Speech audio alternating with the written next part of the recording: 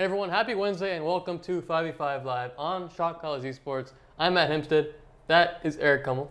And today's show is going to be the top 10 players at Worlds 2017. Not 2016 because that wouldn't make a whole lot of sense, but this year, the top players at Worlds. Before we actually get into the whole list from 10 to 1, we're going to go starting at 10, going to the very best. We're going to hit on some honorable mentions that we did not include in our list. Yeah, you know, it's hard to narrow it down to just 10. There's obviously going to be some guys left out that you could make an argument for them being deserving of a top 10, top 20, whatever. We're only doing top 10, so I mean, I'd like to give a shout out to start with a couple of Western guys that are maybe kind of on the edge. Guys like Mithy and Sven. I mean, they've been a pretty premier bottom lane for G2. They were fantastic during the summer playoffs for G2. Pretty much never even in threat of losing that 2v2 matchup. Pretty much only fall behind with some jungle pressure. They're just so consistent and have been ever since they basically came onto the scene as a duo lane when they originally came on with Origin. And I think that consistency would be pretty key for G2 going forward. And a guy in Mithy in particular, I'd put him just slightly ahead of Sven just because he is such a hero for engages for G2, setting up team fights, always favorable for them. Alistair, Morgana, he knows when to engage and when to be safe and keeps Sven safe. So. Yeah, his ability to zone on whatever champ and the timely skills. I mean, some of his Morgana spell shields were picture perfect. And again, we don't have to keep showing the Alistar zoning clip against Splice because it was ridiculous. Yep. And he basically single-handedly won a team fight with Alistar. So Mithy's definitely a guy who's kind of on the edge, but we left him off of the top 10 list. Top 10 is pretty exclusive. So some other guys also that were close but didn't make it. Support for EDG, Mako, kind of the facilitator and backbone to what they do over there on Edward Gaming. And particularly for me, Uzi was a guy who was very close.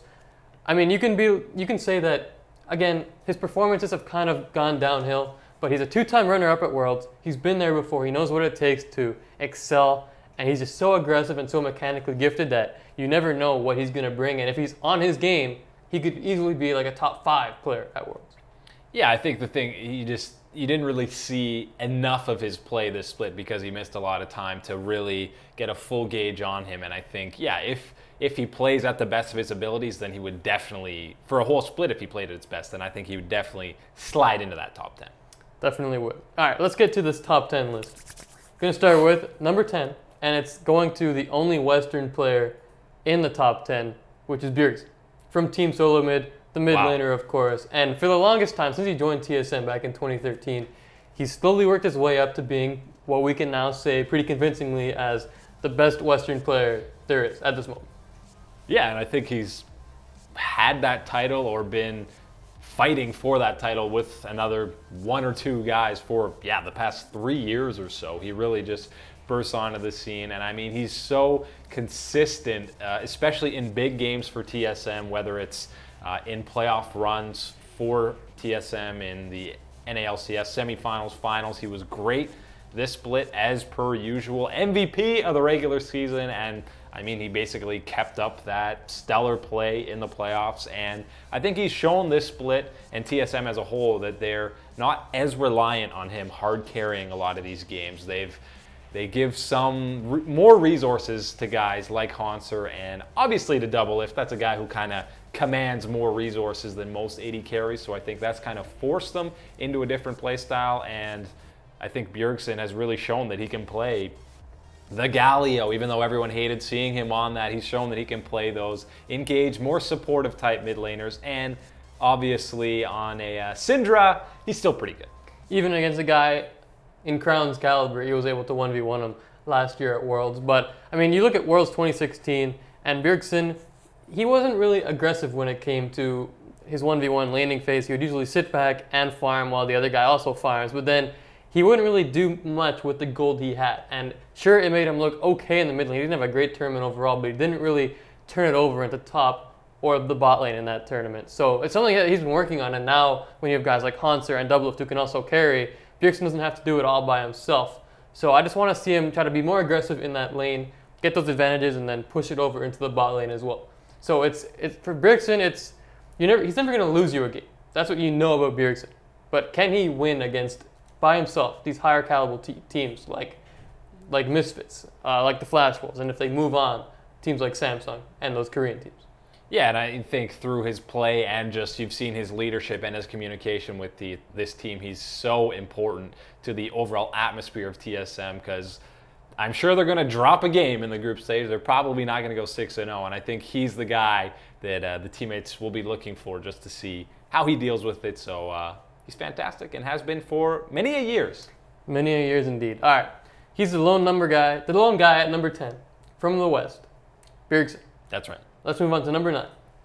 And we're going right to the LCK, to Samsung Galaxy, their top laner, Cuvée, who continues to transform his game.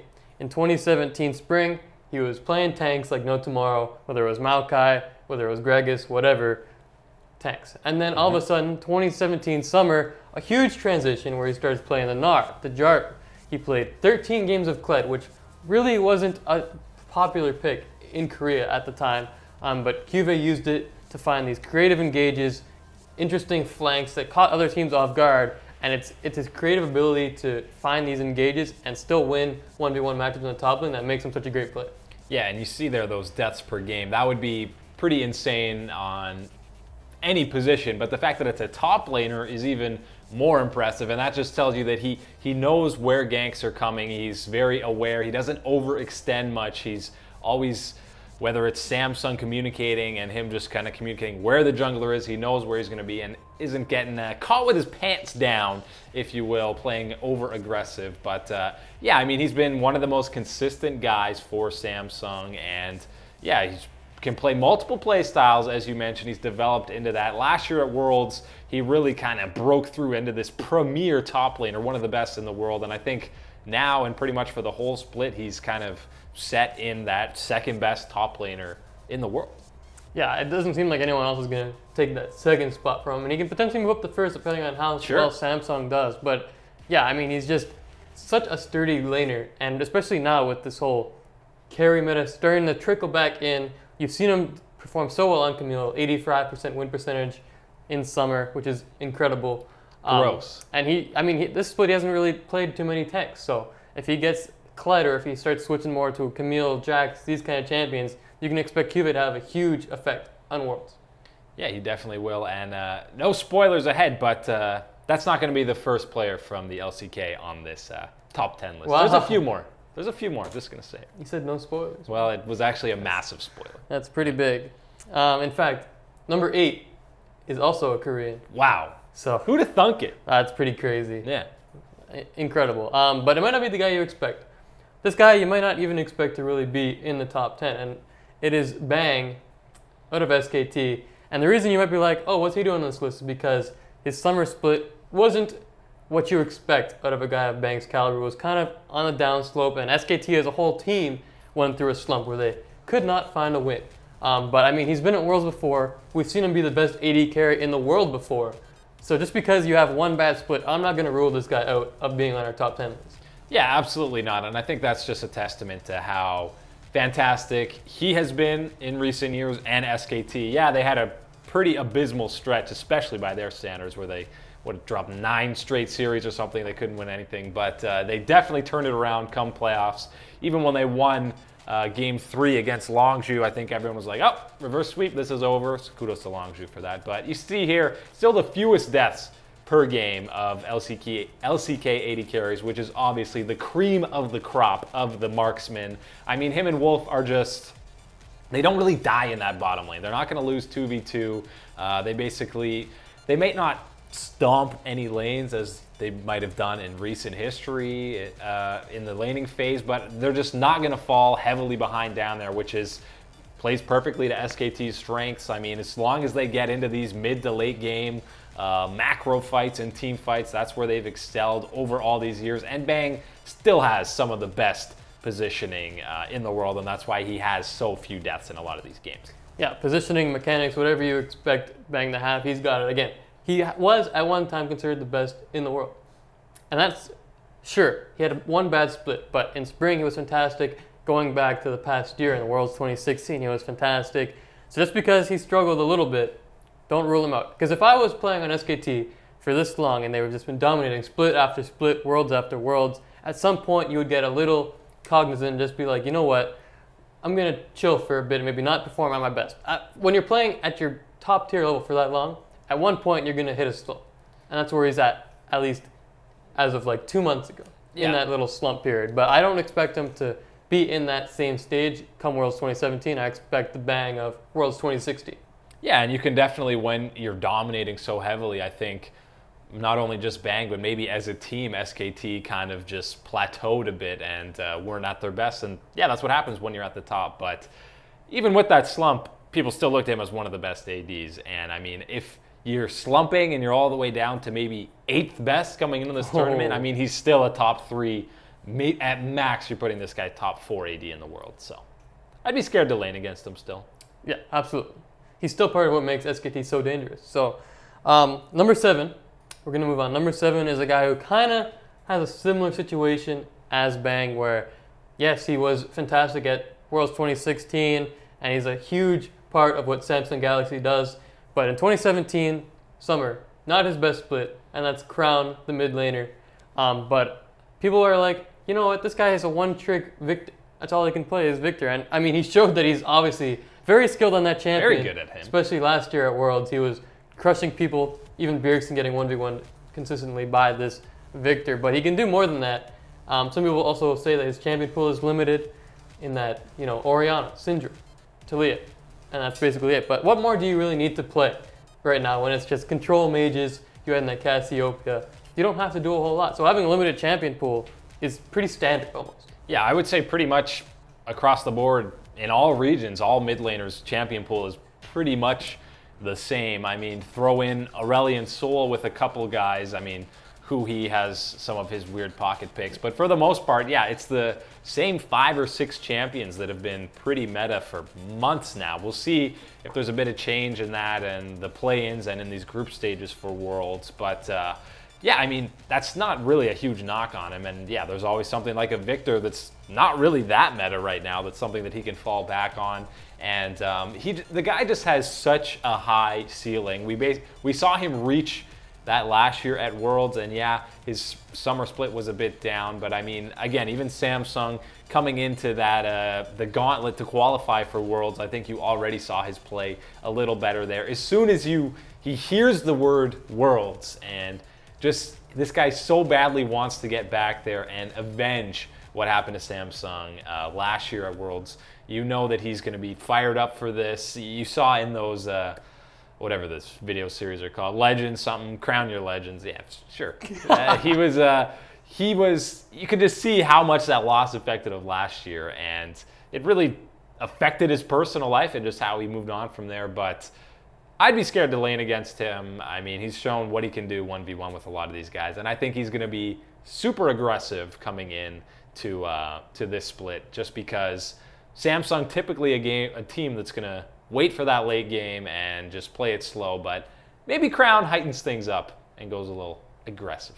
Yeah, and we're trying to get away from the whole recency bias thing in our list. Right. We're not just going to be like, wow, that guy was terrible in 2017 summer, off the list, see you later. Give me the whole year. Yeah, we're going back to like last year Worlds, how they performed there, and Crown had a very good Worlds. Obviously, runners-up in 2016 with Samsung. Not bad. One game away from winning the whole thing.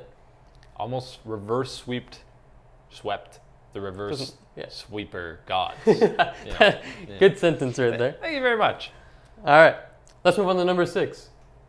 Here we go. I'm ready. We're going to go to the bottom lane again, but the first of many Longzhu members on the way. But it's going to start with Gorilla, the support player. And this is a guy who's been around for quite a while now. Apparently, fun fact, apparently he's named himself Gorilla because he looks like a gorilla. Yeah, you know, I wouldn't do that to myself, per se, but good on you. I mean, the haircut there doesn't really help him. If maybe he wanted that haircut to look more like a gorilla, but that's very interesting. I love hearing the origins of people's names. But yeah, this guy has been fantastic for a very long time. We know how creative he is with that misfortune support. Right. I hope he busts out something weird this Worlds. I'd love to see maybe bring out some Ashe little Ashe support, Ezreal support. I mean, people are playing Ezreal everywhere nowadays. So, but yeah, he's such a great leader. Him and Prey for this Longzhu team with basically 3 unknown commodities on that roster who they've pretty much helped groom into some fantastic players, some of the best in the world. But he's just such a great leadership presence for Longzhu on and off the Rift. I mean, you see here his Thresh is fantastic, one of his best champions, but he's just so, again, the key with some of these top players is being able to play multiple play styles, and I mean, he can play these damage supports, he can play engage supports, control mages, just whatever the team comp calls for them, and he's also one of the best guys for vision control, which you know is going to be key in these World Championships, setting up objective stuff around Baron and Dragon. So just super well-rounded and pretty much the perfect support for Longzhu. Yeah, when you have guys like Prey and Gorilla in the bot lane, they can really just do it on their own. They don't need a lot of outside help. In a 2v2, they're going to win or go even. They're never going to lose that matchup.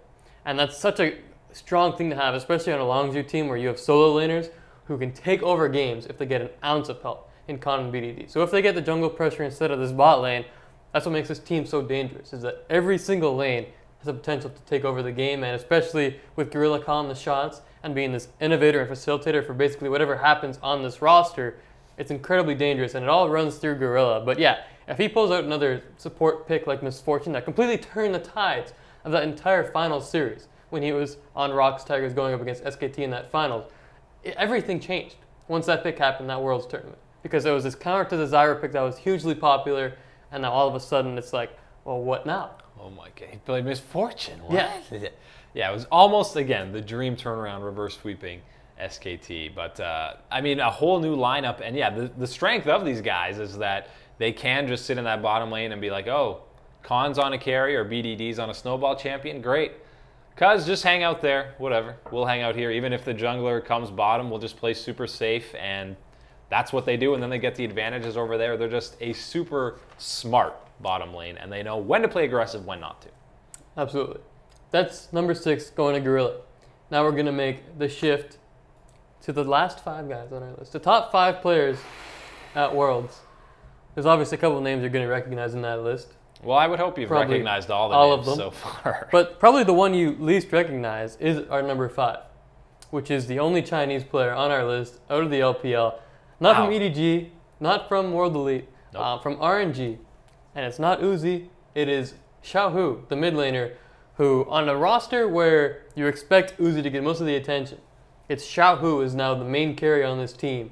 And he's the guy who gets a lot of the attention, both from other teams and from his team. And he is now the main carry on Royal Never Give Up. Yeah, and I think that's what was most impressive about his MVP split this year in the LPL, is a lot of it was without Uzi in the lineup. You know, they had their sub in, and he still was just absolutely fantastic, highest KDA, a very lane dominant guy that can just basically could totally snowball a game without even having any jungle pressure, and that just helps the team so much to have that amount of pressure where you're basically forcing the opposing jungler to give attention mid lane, and then basically once he gets that advantage, you can just play pretty safe and just slowly snowball that lead, whereas MLXG can kind of is free to go around the map to the side lanes and help them out wherever they need it. But yeah, I mean, RNG and basically whatever team Uzi's been on his whole career, he's been the guy, and no doubt he's still an amazing carry, but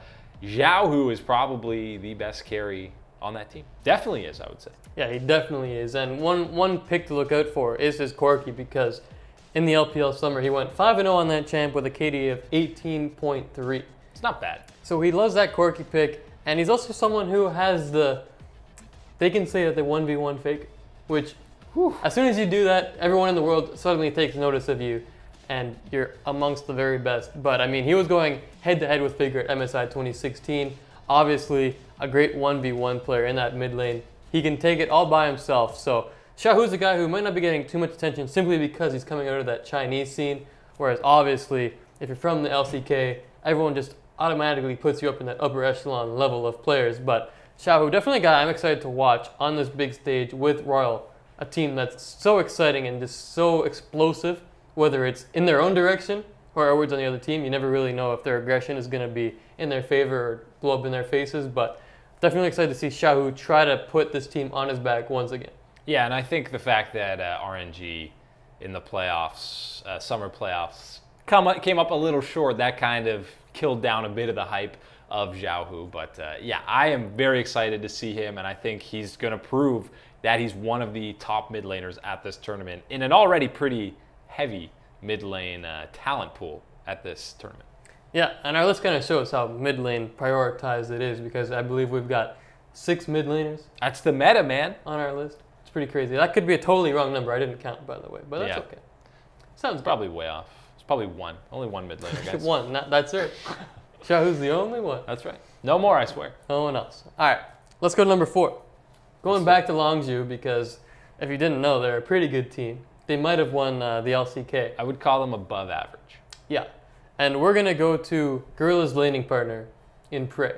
And again, someone who's been around for such a long time, going back to Season 2, he was at Worlds with Najin's sword. So that tells you how long this guy's been around for. But there's been no drop-off on his play at all, which is incredible considering he's been playing at the top tier since Season 2. Yeah, and along with that, he's also been hovering around the very top ranks of the Korean solo queue in Season 7, and he's been playing since, Season 2, as you mentioned. So I think a lot of people just weren't expecting, especially when Gorilla and Prey came to Longzhu, they were definitely not expecting to be this good a team, and I think they are the catalyst, like we mentioned. Prey, I mean, is so consistent this split. It's kind of mind-boggling that you just see some of the numbers he's putting up, and you're almost not even fazed by it, because they're just like, yep, he's good. He can play that champion. He's so quick at adjusting to the meta. Basically, whatever AD carry. I mean, Misfortune could be the top pick all of a sudden, and he'll learn that champion in a week and be fantastic on it, which is super impressive. And a lot of that is just because he's played for so long. He's familiar with all these champions and played them all so many times. It's just the sheer number of games this guy has played that's made him so comfortable. And yeah, he's fantastic. He's very good. And I mean, Longzhu was not a good team in spring. No. They were not. And they built the new roster around Prey and Gorilla exclusively. The entire rest of the team was swapped out, but Prey and Gorilla stayed the same. And then they adjusted the other 3 roles around those guys. They kept them as the core of that roster. And then all of a sudden, they won the LCK. But I mean, Prey himself, he was undefeated on Kalista in the summer split. Obviously, that's a champ that gets a lot of priority in bans, but he also takes a champion like Ashe, who's not very flashy whatsoever, but whenever he gets Ashe, it's just every arrow hits, and it looks like he's pumping out so much more damage than anyone else who plays this champion. Yeah, and you like to knock a lot of AD carries for frontlining with some of those champions, but he'll go head first in as Ashe, but at the perfect time where he's just so aggressive that the other team can't even really respond, and he won't do that unless he knows he's got the backing of his teammates, and it's pretty unstoppable when you have a fed AD carry with his team back at you like that, and he just aggressively flashes in or aggressively steps forward. It's just knowing his parameters of when he can pop in and pop out. And you talk about those Ashe arrows, just like last year at Worlds, that ult that stopped Duke's recall, absolutely insane. Yeah, I would be spamming pings as soon as this guy turns level 6 on Ashe, and just constantly looking at the map, because who knows where he's going to shoot an arrow from. Yeah, but again, this guy, especially on Longzhu, a team where everyone can carry the game, Prey can do absolutely everything in that bot lane, whether it's playing a hyper-scaling champ like a Kog'Maw or Tristana, or going for those engaged guys like Ashe and Varus. Prey's capable of doing everything. He's done in the past, he can do it again at Worlds. So Prey comes in at number 4, and that takes us to our top 3. And we're still not done with Longzhu, don't worry. No, not even close. Not even close to being done with Longzhu. So here we go. Number 3 is BDD. We've mentioned Prey's been around forever, been the core part of this roster, but BDD is one of those guys who came in from spring to summer for Longzhu and was part of this transformation that we saw, taking this team from bad to incredible, and BDD was a huge part of that. Yeah, I mean, and this guy's 18 years old, which is always insane when these young guys are coming in. He's played a wide range of champions. Look at that KDA, 11.3 3. And people, you got to say, oh man, he's a KDA player. He just sits back. He doesn't do anything. Well, first off, you see he played 10 Galio games. So as a Galio, you're diving in there, and you're the first guy in there. But he had 20 deathless games. 20 deathless games in LCK Summer. And it's not that he just sits back there. He still had some of the highest kill participation, damage per minute out of all mid laners. So he just knows how to play safe and like when to be aggressive, and basically never puts himself in danger, just knows the parameters of whatever champion he's on. And I don't think anyone saw him coming and dominating the way he did in Summer, and it's just been amazing to watch, and I'm excited to see what he can do against some of the other top mid laners at this tournament. People might say, yeah, he doesn't have international experience, so maybe he's a little too high, but it's been pretty great. I'm not too concerned about that when you look at the experience he has on the roster alongside of him. But yeah, 11.3 KDA, and it's not like he's not making things happen. He's always pushed up in that mid lane.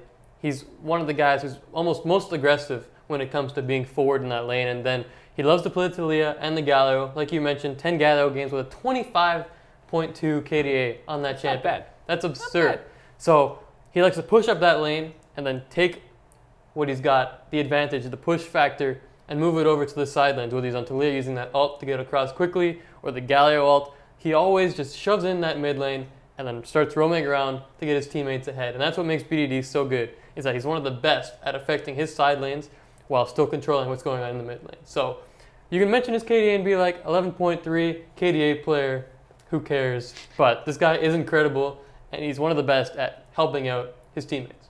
Yeah, and I'm just excited to see how he performs on this international stage. Again, not much experience, but I don't think that's going to be affected by him. I mean, anytime you come into the most competitive region in League of Legends and just burst onto the scene your first split and dominate the way he did, I don't think nerves are an issue for him.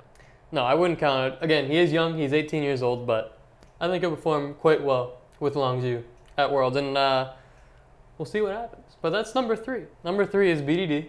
Yep. Now, most people probably know what the top 2 are. You would think so. The question is the order. What order? That's right. And here at Shot Callers Esports, we like to be a little edgy. It's true. A little, I don't want to say controversial, because that's not really true. We don't just blurt out statements without believing them. But me and Eric and I. There you go. Get the proper grammar in there. That's right. Grammatically correct. Yes. We're going to put SKT's mid laner, Faker, at number 2. Yeah. Oh, here come the comments. Dodge them, Eric. Get out of the way. Here they come. I mean, listen. Faker's the best player, League of Legends history. Yes, no doubt. Probably will be forever, but I think just this not the split before, but just he's amazing. But the guy we're going to get to at number 1 has just been such a dynamic force that we got to put Faker at number 2. And you saw him as a lot of people ranked him behind Smeb last year coming into Worlds, but I mean, he still has some insanely impressive numbers. Just that 40-10 all-time record at Worlds is That's pretty good. Absolutely absurd. I mean, 40 wins at Worlds. You combine that for like 5 players on teams, and they won't even get that high. But his KDA was a little bit lower. This split, it was around 3.4, 3.5, something you're not accustomed to him. He's usually sitting at least 5 for a whole split. But I mean, he's still an amazing player. I mean, just still consistent, and you know, at any time, even if this guy's in the middle of a slump, the very next game, you're like, there's a good chance this guy completely dominates and takes over the game. He can have 5, 6, 7, 8, 9, 10 bad games in a row, and you're scared to play him the next game. Yeah, and I mean, you mentioned his KDA, and when your team's slumping for an extended period like SKT was, obviously your KDA is going to take a hit. You're not going to rack up those kills, and you're going to die a fair amount. So that's kind of what contributed to Faker's downfall. But yes, this guy is a 3-time world champion, so I wouldn't be too concerned with what he's done this split. He's going to be just fine at Worlds. He's done it before. You can't match that experience. And of course, he's been the most dominant mid laner in the world for basically forever. Since the beginning of League of Legends history, Faker's been the guy. And he's still young. He's still like 21 years old. Yeah. So he's got a lot more to come. But yeah, the reason why he's not number 1 is just because the guy we put at number 1 has had such a crazy split and showed off what he can do.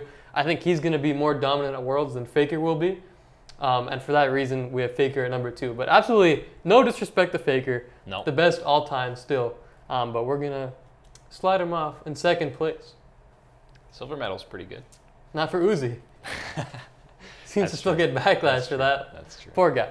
But yeah, not much more to say about Faker. He's good. Everyone knows he's good. What can you say? Yeah, and you saw there were still games like Lucian game against Crown where it didn't even look like two professional players going against each other because Faker was just so insane and basically broke Crown in that series. So he still obviously is capable of playing at that insanely high level and completely taking over a game. 100%. And I'm sure he will at Worlds. Oh, yeah.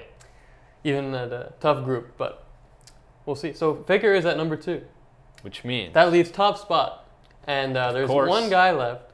One left. It's Mike Young. That's right. It's Mike Young. Wow. Mike Young, number 1. Can't wait to see him at Worlds. That's pretty hype. That's for sure. Filling in for TSM in case no one caught that memo. Yeah. So, you know, saw that headline? Fake news. Out. Mike Young's in. Can't wait. It's all right. Fake news. Who's the real number 1? It is Khan. Obviously, out of Longzhu. That other missing piece we haven't mentioned yet. Yes, there's Cuz, the jungler, but he's not on the list. Poor guy.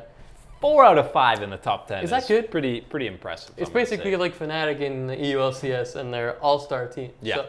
So, it's Khan. And the reason that I think he's our number 1 player at Worlds is, yes, it's his first World Championship appearance, doesn't have that experience, but man, when you look at his mechanics and what he's done on champions like Jace, which don't really see much play in other regions or even in other LCK top laners' hands, this guy is insane at taking over games. And even if he gets towered, he survives it, turns it around, gets some kills. Man, the guy's nuts. And right now the top lane meta is shifting away from tanks. So if he gets his hand on these Camille's, these Jaxes, Jace, obviously, and you get him 1 kill, or even in this lane, he can take it over by himself. Yeah, and what really sticks out for me and why I think he is the best guy heading into Worlds is just, it doesn't matter if the team is fully playing around him or not. If they're not playing around him, he forces jungle pressure and just consistently can outplay these 1v2s. And when there is the pressure, when he does get these ganks, I mean, the game's pretty much over when he gets that fed. It's just absolutely insane. And yeah, look at the pressure he can draw and the fact that he gets out of these situations somewhat consistently, which is absolutely mind-blowing. Look at that. That's 3 people who are wasting their time trying to kill them, and then he gets a kill and survives. I mean, that's basically the game. That should never happen. That's like the game, and he's doing that so consistently. And as an opposing team, when that happens to you, you've just got to be like, what? Man, we committed so many resources to that and didn't even get him. So the fact that he can have no jungle pressure and just influence the map that heavily is so insane. And even in a lot of these team fights he's involved in, you'll see he'll either show up late or maybe just kind of be zoned out for a while, and then he'll come in 1v2, 1v3. He did that against SKT, get a couple of kills, and then still get away. And it's like, well, that is just a complete swing for the team fight when he gets these comfort picks. And he has just been a man on a mission this split. And again, something I did not see coming. No, and for Khan explicitly, in 2017, people were playing tanks. Yep. And this was one guy who just refused to like go to that meta and just join everyone else and be like, all right, I'll play Shen and Maokai. He's like, no, I'm going to pick these guys. I'm going to win this lane, and then I'm going to win the game. And he did that time after time, and that's part of what drove Longzhu to this championship. Over teams like SKT, over Samsung, over everyone else, it was Khan just kind of doing his own thing, split pushing on these carried top laners, and dominating everyone. Yeah, he's living the Huni dream. That's right. In the tank meta, just going, no, I'm good. Minus the feeding. Minus the Huni feeding. Very important aspect. Not a whole lot of Lucian top right. That he's been dominating on, but I mean, yeah, this guy is just an absolute force, and pretty much any top lane matchup, not even just his group, going forwards, whoever is matched up against him, like, they are going to be shaken in their boots. Even you might even be hesitant to send jungle help up there unless it's almost like a guaranteed gank, because he has just such a great game sense. He seems to know where the gank's coming from and plays at such a perfect spot in the lane that he is in that range to get out of it. Absolutely. That's our list. That's the list. Khan in the top list. Number one. Number one. Number one. Over Faker. Number one. Let us know what you think about that. Yeah. throw them in the comments. If you hate us, if you hate Con, throw it down there. But be gentle. be nice about it. Yeah, we don't want too much, Yeah. hate. We cry at night too, just like everyone else. I'm very sensitive. Absolutely. So. But Yes. that's our list from 10 to 1, our top 10 players at Worlds. If you have different opinions, put them in the comments. Let us know what your top 10 list is. Everyone's got different opinions, and it's okay. Everyone's entitled. We accept yours too, yeah. You're entitled to your own opinion. So Unless you're an idiot. Then that's you're not. true. But that's how Worlds That's should work. That's a key thing to keep in mind. That's right. So yeah. Anything else to say, Eric? Worlds coming up, man. It's a very big talent pool at Worlds. Play-ins finally getting started this weekend. Seems like forever since we've seen any competitive games. Really hasn't been that long. But when it's just constant action for like 3 or 4 months, it's weird when there's no games. So I'm excited for that. And yeah, just seeing all these guys, we might have a very different looking top 10 list after this tournament. Probably. When everyone's licking the pie off their face that got thrown at them. That was a Weird weird analogy. image you Yeah, threw there. Okay. Anyways, We got to get out of here. let's get out of here. Thanks, Eric, for doing the show. Of course. It's been a pleasure. I'm Matt, and that was our top 10 list. So thanks for tuning in to 5-5 Live, and we will see you next week after the play-ins are started / kind of concluded. Yeah, we'll have real games to go over, There you go. which is nice. Take it easy, everyone.